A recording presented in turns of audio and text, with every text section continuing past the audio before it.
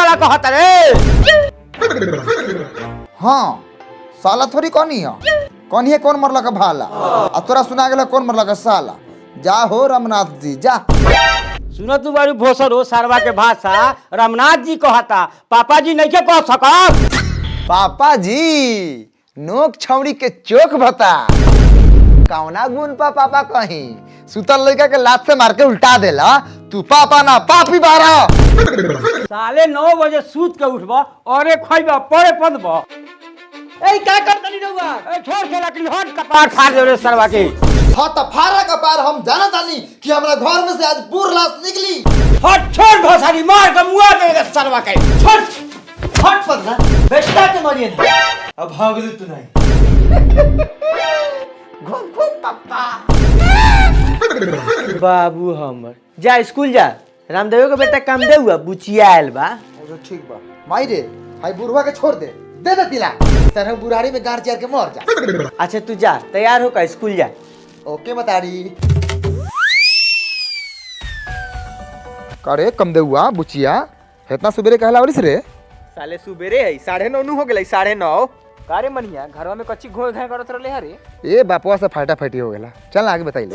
हां त काहेला फाटा फाटी कइले है बापुआ से। ए सूता रहनी है आ सपना देखत रहनी है एकदम झक्कास समझ ले फिल्म चलत रखा। आ हम फिल्म में मालूम का करत रहनी है ऑटो चला के गेनी एगो हीरोइन के बैठा के ओकरा घरे आ ओकर भाई साला विधायक हां आ ओकर चमचा बेलजा से हमरा लफड़ा बेरा है तो उ सरवा आयला का हमरा सामने आ कहला का कि जो भाड़ा ना मिलतो जो उखाड़ो के हो से उखाड़ ले। ओकरा बाद हमरा बरला का खीस आ हीरोइनिया के पकड़ के कर लेनी है किस। अच्छा हीरोइनिया कैसन लई है। बहुत सुंदर हीरोइन फेल। आ तू कथी के रोल करत रहले है। हीरो के देखत न बारे पूछी सरवा कितना बड़का दोगला बा अपने हीरो बन के हीरोइन के चुमा ले लखा। हमनी के बारे में सोचलक ह साला कम से कम हमनी के खलासिए बना देते। रुक काम देओ आज रात के सूते दे सुतला के बाद सपना में हीरो बनाम त तोहनी के जोकर बना दे बाबू। चुप साला हीरो बनिहन जोकर लेखा तो खुद लागली। हई देख हम लागिल हीरो लेखा उज्जर बानी। हाँ तो तू क्रीम पाउडर लगावलिस ऐसे साला का मतारियो गोर है। चुप चला पहले स्कूल बा लेट भेलु मास्टरवा तीनों का गांड फाड़ी। तो बच्चों आज कौन सा दिन है? क्या आप लोग इतिहास पढ़ोगे? जी सर। मन लगा के पढ़ोगे ना? यस सर।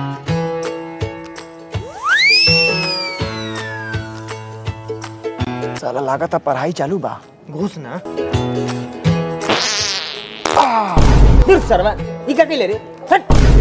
साला पलाकी लेखन मोहकता। रे साला बाहर निकाल लेवे दे अंदर पदबे त गार में डंटा लगा के हथौड़ी से ठोक देता। ध्यान से अग्नि मुतनी सब बंद।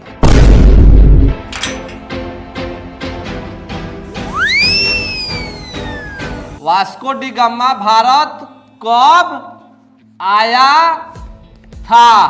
ये वास्को चा भारत कब आया है। साले वास्को चाहे कि वास्को डिब्बा वाला। चुप साला सा वास्को डिब्बा वाला की वास्को डी गामा। आहा साला तेज बा जानकारी रख ले बा। सरवा कैलकुलेटर बन जाए।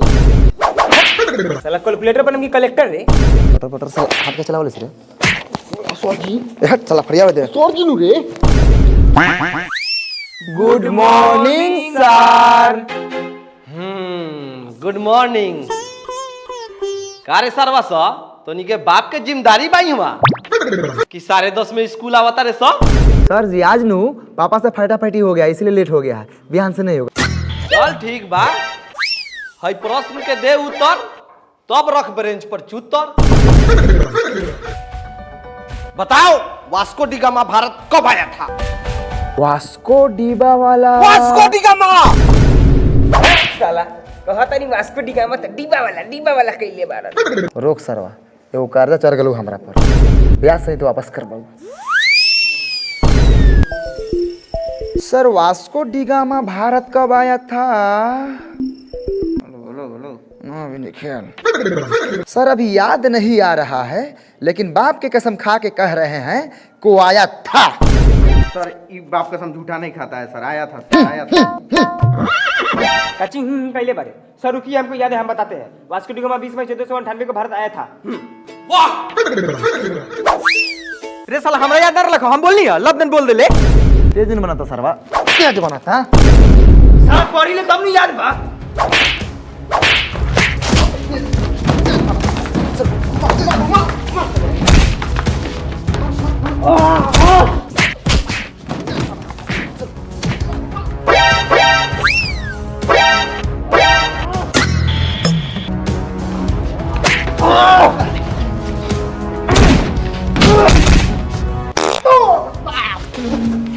साला बहुत साले बदले बा।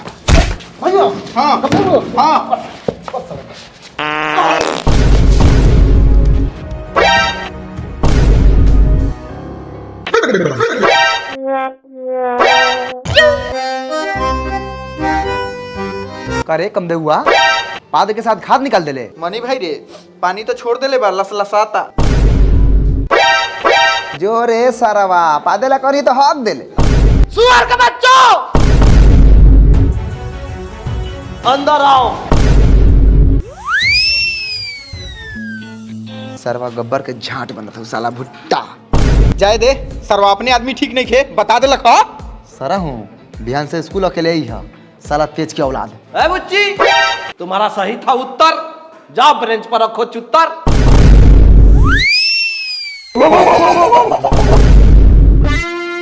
पोता काम देव हाथ निकालो।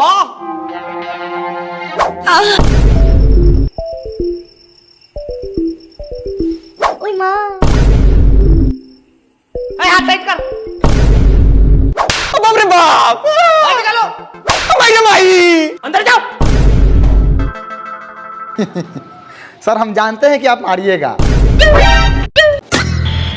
लेकिन मारे से पहले को हमारी बात सुन लीजिए। हाँ बोल बोल। हमारे पापा का ना विधायक से जान पहचान है। आप प्लस पुलिस दरोगा से बातचीत होता है अच्छा खासा आप नाइट लेकिन। अरे बाप रे बाप तो मालिक रउआ के मारी।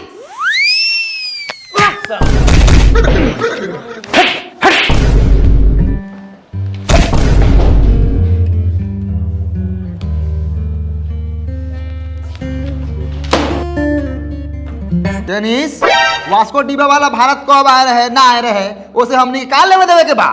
उहे तो हम को तनी 1 घंटा से सीधा खैले हो। 1498 में सरजी कोनो खानदानो पैदा भेल रहे। हमनी के पूछ दें तो सरजी के पेटे खराब हो।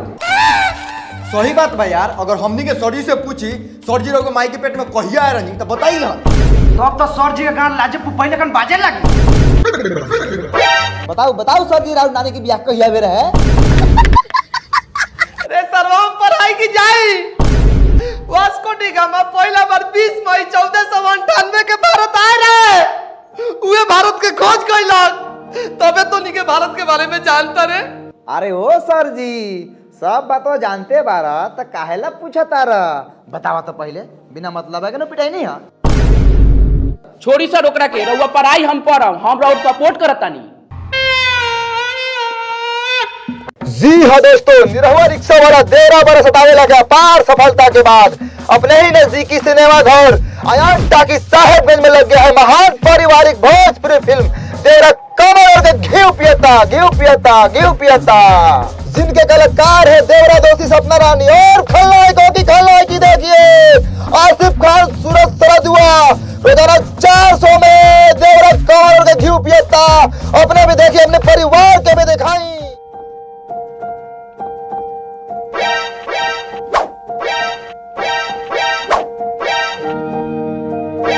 बच्चों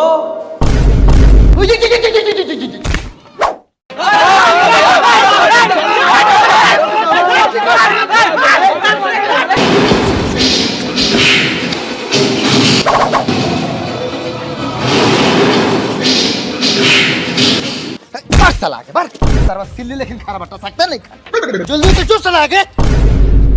चल ना तो लाइने में लागले रह जेबे आधा फिल्म खत्म हो जाई। बर आगे बर रिस्क उठा सब देवरा घी पूजे तो देखबे कथी। हाँ चल गुजर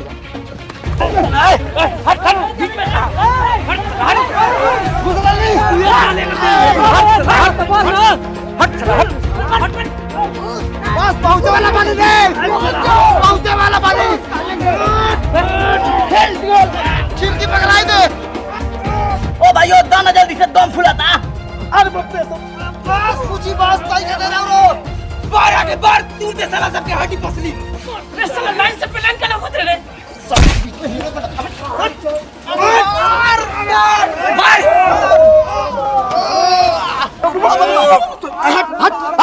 साला सा हट ओ भाई हम लोग 3 गो बा ए साला टिकट लेकर नीचे से हाथ लगाओ। बाहर निकल 3 गो जल्दी ऊपर वाला का भेलो रे मनिया हाथवा लगाइले फिसला हुआ घुस गल बा बाहर निकल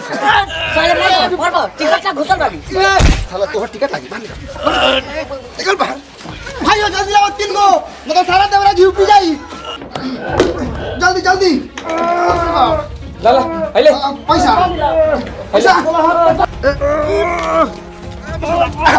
हो गेला ले हाँ ले ली अरे साला 4 गो ओ भैया 3 गो जाई रे रुक आज 3 गो दे 3 गो एगो बेसी आ गेल बा ए साला टिकट के कागज बा टिकट वापस ना है निकाल तो ए साला हराम कर पे है रे अब का साला निकाल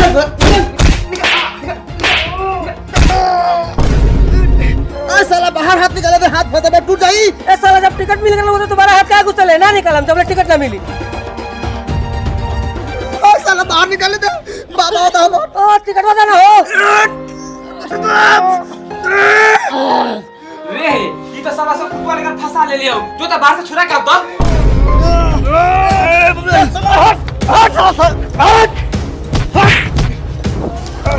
भाग रे कम हुआ बाबा में हाल बा बाप रे बाप लगा साला हाथ टूट गेल त का हो गेल प्लास्टर होई टिकट तो मिलू गेल तई का आ गया साला कहां ना गेले टिकट कटावे ए ठीक तो हुआ कहां टूटल सब साला 4 गो टिकट दे ले बस साला एगो का होई का होई चल खींच कोनो के एकरा के उमे से दे देवल जा चल खींच एकरा खींची एकरा खींच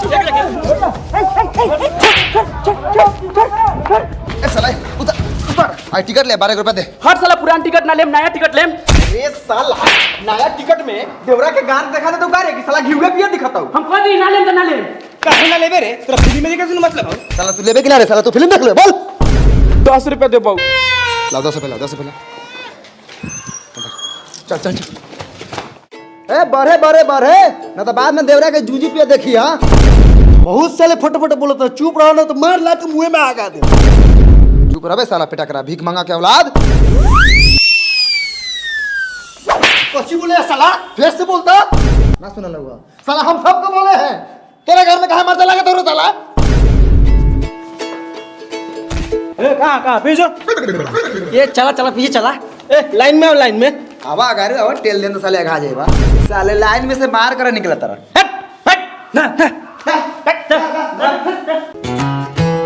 साले चल जा ना तो मार लात के उल्टा दे साले बिना टिकट के फिल्म देखिए। ओ भाई ओ बच्चा का टिकट लगल है आए सारे गार्ड के बनल गार्ड में निकाल दे हम ए धनुआ घुस भीतर साले 12-13 साल के 12 साले बच्चा बा इमे 5 साल के ऊपर के लड़का के टिकट लगेला कानून पर आवत रे ए धनु अंदर जोता देखता नहीं कौन सारा रोकता साले टिकट फरत रे तो अपने आप के मालिक के सार बुझता रे खाली देवरा के घी पे वाला तीनों भाग जाओ ओकरा बाद साले तोरा हवल के पर्दा में आग लगा दे हम आधा टिकट धर अकार में कोच ले ए भाई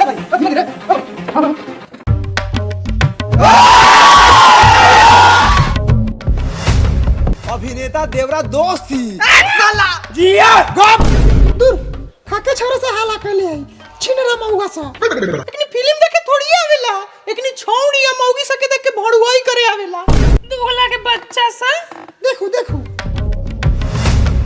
अभिनेत्री सपना रानी आज देवरा निकाली पानी अरे बाप रे बाप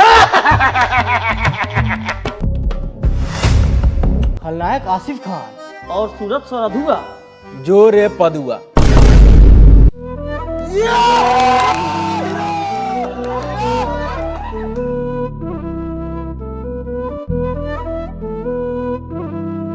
ए कहां कोनो गोद के हीरो है रे रे साला देवरा के बारे में एक शब्द ना बोलिए हम ओकर बहुत बड़का फैन बनी रे साला उ कोनो गद के होको चाहे ना होको गायकार नु है साले गाना गा के हीरो बनल है गाना सुने बरे होकर पूरा यूपी बिहार में तहलका मचले रही कौन गाना गईनी खेत में रह गेल पेट में अब देख सरसों में घुसल है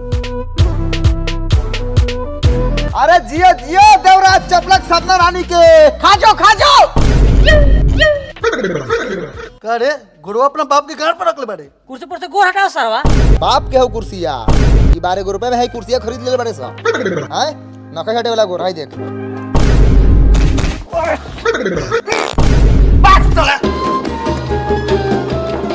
साले कमजोर बुझता रहा कुर्सी पर लात रख के फिल्म देखबा रखो एम की केंगे मार के गोरवा के हड़िया बुकनी बुकनी कर देते उठ के बैठ कथी झगड़ा कर लिस गोर नीचे ही रखिए देख तक कितना बढ़िया रोमांटिक सीन चला था। रुका साले पापा तो और हमारे खेतों में भोरे भोरे हगे आवले आवे तो साले के हम की मार गुर्देल के दोनों बचा उड़ा दे हम।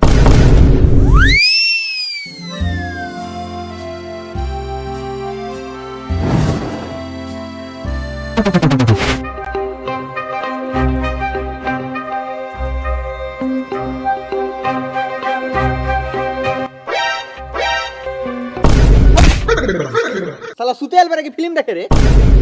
अरे बाप रे बाप हम तो सपना रानी के साथ में सपना में डूबा रहनी है। देख ले बुची फेन साला अकेले डूब गेल हमनी के डुबैला का तू चल बे। हां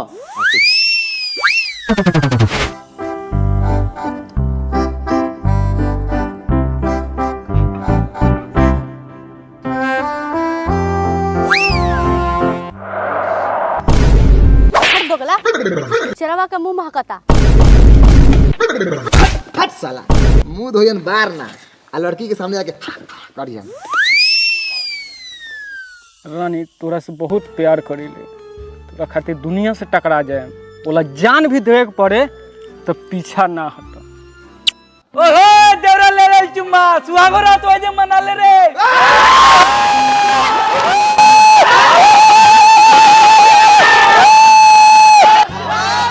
देखा तो मेरी दीदी अपनी पुत्र से के बोछे कहले बा ए जोन अपने मोतरिया के बोछे करी है जाने चुप हटी हमरा ई सब ना सुहाले बोछे पर वो ना हमरा के बोला के लिए नहीं हां कि देवड़ा कमर के घी पिया था कहां देवड़ा पीला का घी पिताई नु लास्ट में पिताई तने लगा था है देवरानी के घी निकल जाए गप गप गप एगो मौगाठी आदि तो बैठल बा मौगी सके गुल में कुछ बोलते नहीं के मौगावा कहीं के मौगा लेकिन मुड़ी कर ले बारन। ए सुनिए ना ये हमारे साथ आए हुए हैं हवल में तब बोछे होबे करता है। सही कह रही हैं आप।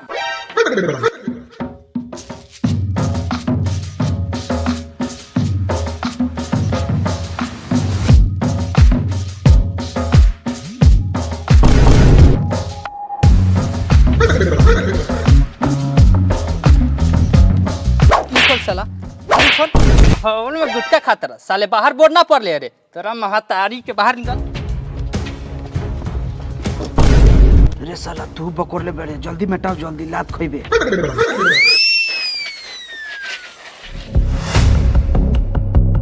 जा इंटरवल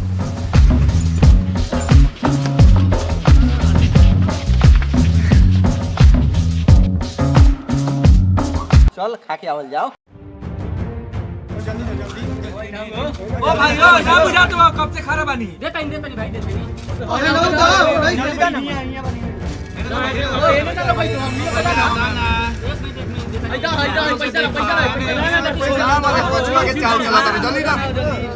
ए भाई हम तोरा मुंह देखे आइल बने नहीं की बुझा कब से खाना बेलमानी ओ भाई पैसा दे देल बानी याद बानू कि बुला गेला तो पैसे दे ले रे बोलबे ना भाई। ए भाई ए पहले सामान दे ना बाद में फरियाई फिल्म छूटता कराई याद।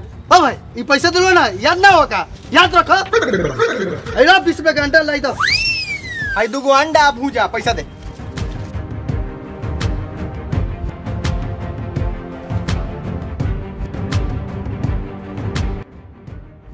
करे कम देवा ना खेबे तू सब कहां अपन अपन खाए के होते 20-25 रुपए पूंजी फंसाओ।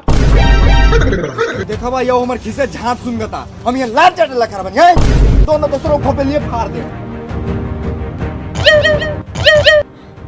अंडा लाइक न तर हां तो अस्ती रख हाय साला पैसा ले लेल बड़े सामान कांदे उतर रे तोरी बहिरी करा के तू हमरा को पैसा दे देले रे। देखा तो बड़ा साला के ई सरवा कमाए के चक्कर में आनंद हो गेल बा लाई अंडा खाली वो नहीं बढ़ावता उकनी का बाप हऊ कि जीजा हऊ साला हम तुमको 20 रुपए नहीं दिया है रे साला तू हमरा पैसा कौन में देले रे हट साला।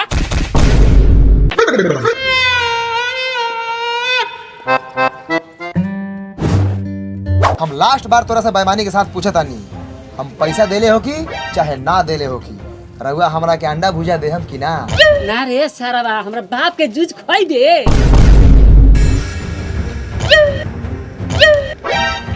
मार फेट साले के मर जा, बाप के जूत खिया होता।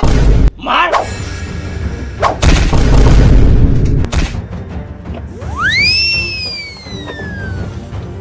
मर गए सर वो का रे? ना रे बेहोश बा। लूट लेवल जा साले के सामान।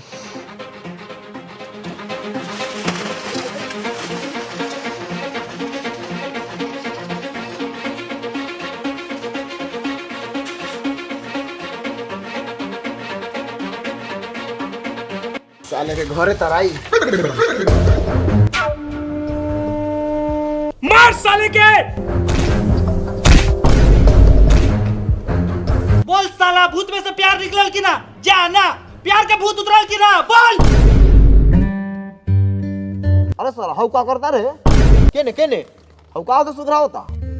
ए चाप दे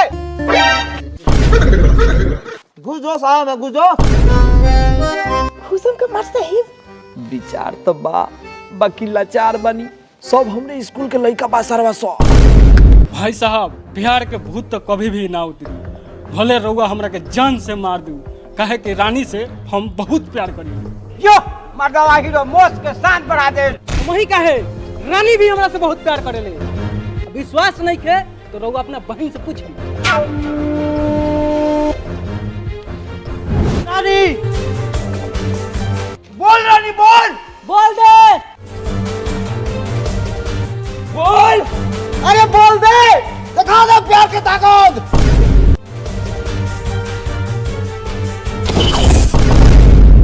रानी, ई दादा ई छिया हम ना देखबो ये मौजी। ना देखबो तो छिड़ो आंख बंद कलो, हमनी के त रोज के उठाओ ना बा। बस ससुर जी बस, जा तनी रानी के लेके, गोली मारे को हुई तो सीना पर मारा, पीठ पर ना। ओए हे समय से कौन सारा लखा रे? हे एक जोड़ा से जेता सर बैठल बानू ई सब सर लखा मरला के दुकान लूटी। मार साले सबके, मार। अरे बापी का भेरे दादा। ये भागिए दीदी, मार करो।